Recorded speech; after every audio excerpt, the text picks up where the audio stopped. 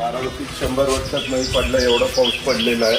आता आम्ही सगळे बघितलेलं स्ट्रक्चर ऑडिट करावं लागेल. ते केले कोण आहेत त्यांच्याकडून आम्हाला ड्रॉइंग घ्यावे लागतील. आमचे PWDचे एक्झिक्युटिव्ह इंजिनियर डेप्युटी इंजिनियर सगळे बरोबर आहेत.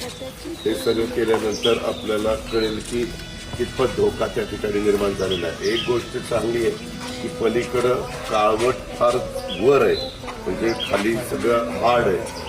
त्याच्यावर जर आज पाऊस थांबला, उद्या थांबला 2-4 दिवस तर कोरडं झाल्यानंतर फरक पडेल. पण तरी देखील इथं सध्या तुम्ही नातेवाईकांच्याकडे किंवा कुणाकडे राहिलेलं जास्त बरं. उगीच धोका नको. कारण आज तारीख 26 आहे. 28 तारखेला पुन्हा पाऊस सांगितलेला आहे जोरात. रेड अलर्ट काही भागामध्ये सांगितलेला आहे. तर सगळ्या नागरिकांना माझी विनंती आहे की तुम्ही पण सहकार्य करा. जे निसर्गाच्या पुढं आपण काही करू शकत नाही, ती काळजी घ्यायला पाहिजे ती आपण सगळी घेतोय.